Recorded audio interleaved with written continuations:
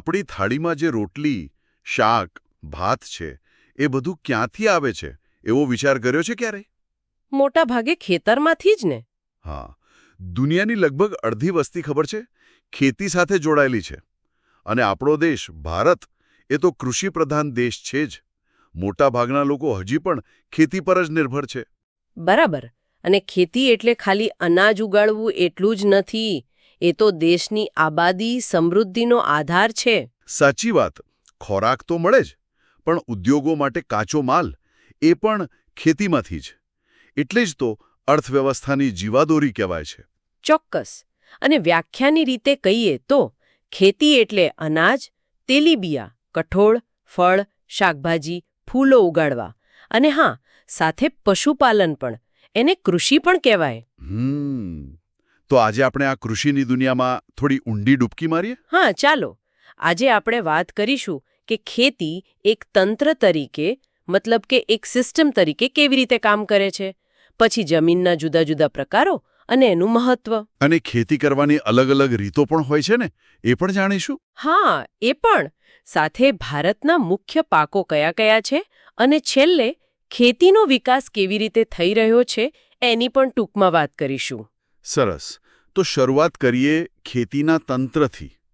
તમે કહ્યું કે એ એક સિસ્ટમ જેવી છે. એટલે કંઈક ઉદાહરણ આપીને સમજાવશો? હા, ચોક્કસ. જાણે કે આપણે કેક બનાવતા હોઈએ. કેક માટે શું જોઈએ? લોટ, ખાંડ, ઈંડા. હા, બરાબર. એ થયું આપણું રોકાણ, એટલે કે ઇનપુટ્સ. ખેતીમાં એવા ઇનપુટ્સ છે બીજ, ખાતર, મશીનરી, મજૂરો. અચ્છા. પછી? પછી આવે પ્રક્રિયાઓ, પ્રોસેસીસ. જેમ કેક માટે આપણે બધું મિક્સ કરીએ, બેક કરીએ, એમ ખેતીમાં ખેડવું, વાવણી કરવી, પાણી પાવું એટલે કે સિંચાઈ, નીંદણ કાઢવું, કાપણી, લણણી, આ બધી પ્રક્રિયાઓ. સમજાયું. અને છેલ્લે મળે ઉપજ, એટલે કે આઉટપુટ્સ. જેમ આપણી કેક તૈયાર થઈ જાય, એમ ખેતીમાંથી મળે પાક, ઊન, ડેરી ઉત્પાદનો, મરઘા ઉછેરના ઉત્પાદનો વગેરે. વાહ! રોકાણ, પ્રક્રિયા અને ઉપજ એકદમ સરળતાથી સમજાવ્યું. પણ આ બધું જમીન વગર તો શક્ય જ નથી, ખરું ને? બિલકુલ નહીં. જમીન તો આધાર છે. અને ભારતમાં તો એટલી બધી વિવિધતા છે જમીનમાં. હા, સાંભળ્યું છે. કઈ કઈ મુખ્ય પ્રકારની જમીન હોય છે? સૌથી પહેલા વાત કરીએ કાંપની જમીનની. નદીઓ જે કાંપ પાથરે ને એનાથી બને, ખૂબ જ ફળદ્રુપ હોય. એમાં શું પાકે? એમાં ડાંગર, શેરડી, શણ, કપાસ, મકઈ, તેલીબિયા, આ બધું સરસ થાય. પછી આવે રાતી જમીન. રાતી?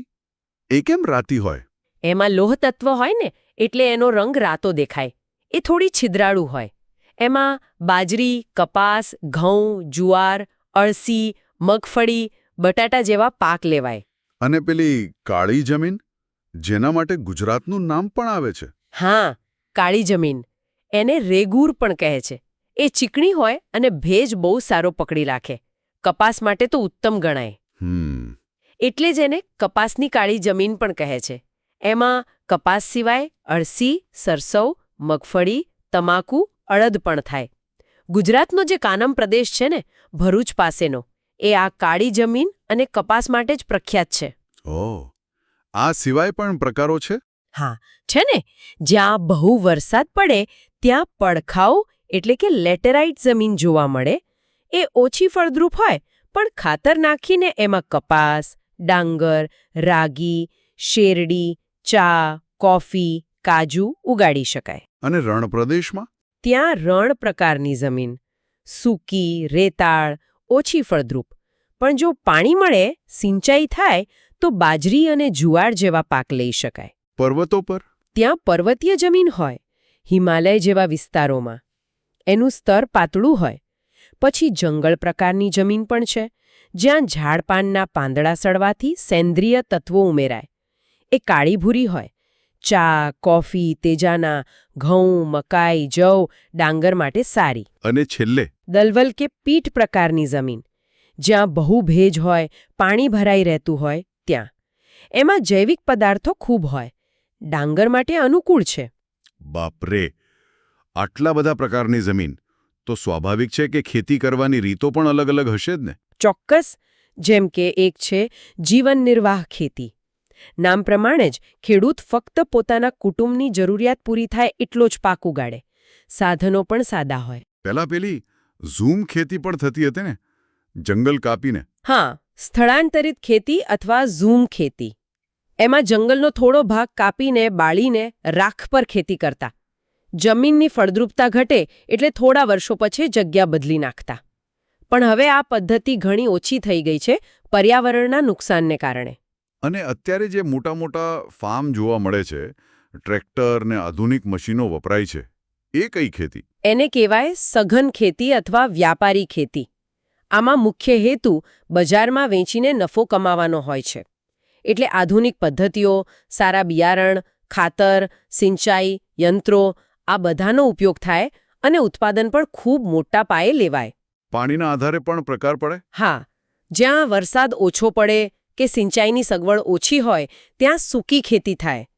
જમીનમાં ભેજ સચવાય, પછી વાવણી કરાય. મોટે ભાગે જુવાર, બાજરી, કઠોળ જેવા પાક લેવાય. અને જ્યાં પાણી સારું હોય ત્યાં? ત્યાં આર્દ્ર ખેતી. જ્યાં વરસાદ સારો થતો હોય અને સિંચાઈની પણ સારી સગવડ હોય ત્યાં વર્ષમાં એકથી વધુ પાક લઈ શકાય છે. જેમ કે ડાંગર, શેરડી, શાકભાજી વગેરે. અને પેલી બાગાયતી ખેતી વિશે થોડું જણાવો ને. એમાં શું ખાસ હોય છે? બાગાયતી ખેતી એટલે જાણે બગીચાની જેમ માવજત કરીને કરવામાં આવતી ખેતી. એમાં ખાસ પ્રકારના અને લાંબા ગાળાના પાકો પર ધ્યાન અપાય છે. એટલે કે ફળો અને એવું બધું?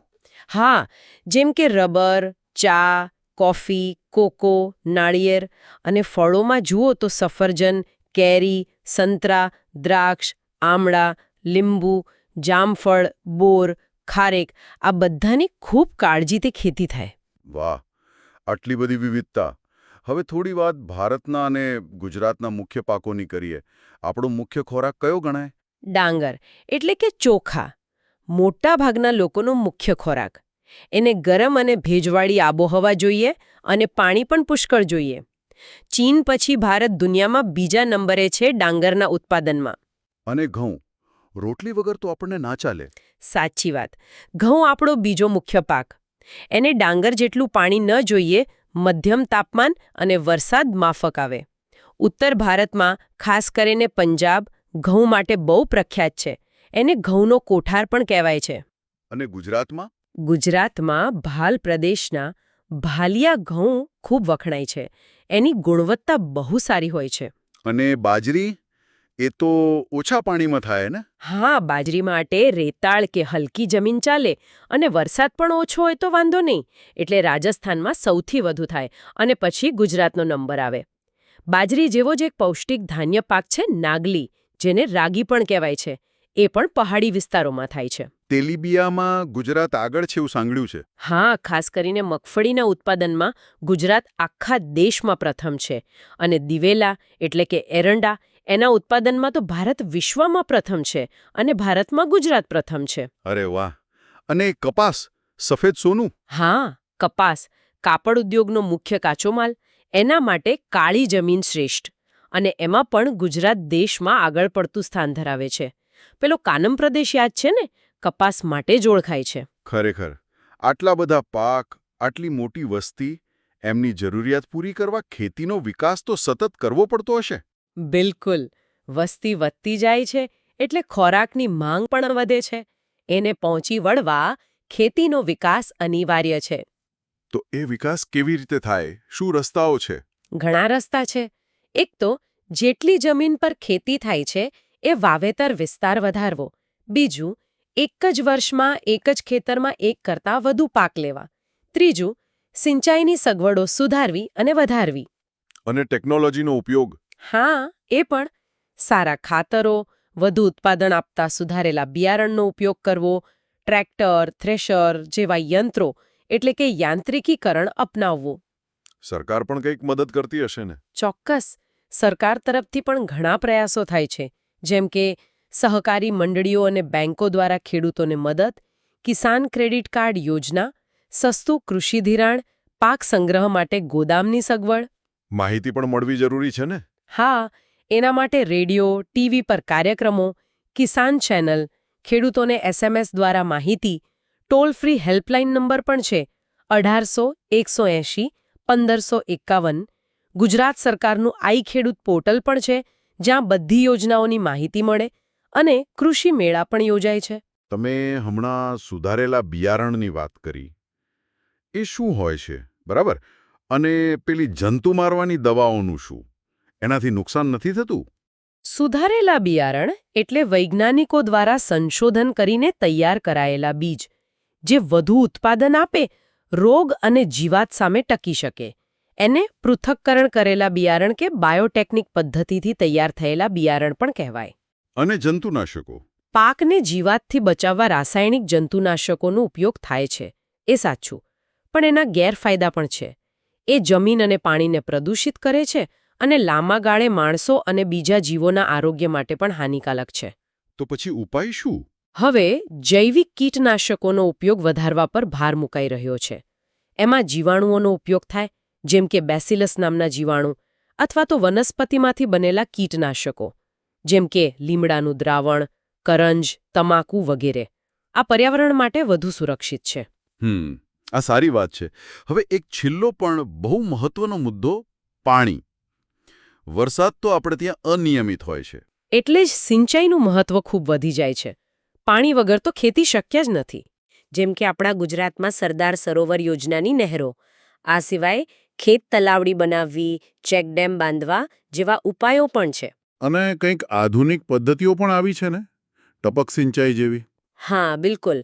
આધુનિક પદ્ધતિઓમાં ટપક સિંચાઈ પદ્ધતિ ખૂબ જ કારગર છે.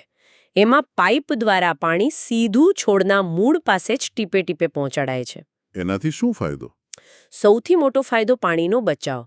લગભગ 40-60% પાણી બચે છે. સાથે સાથે ખાતર પણ પાણી સાથે સીધું મૂળને આપી શકાય, એટલે ખાતરનો બગાડ પણ અટકે. અને પાણી આડું-અવળું ના ફેલાય, એટલે નીંદણ પણ ઓછું થાય. વાહ!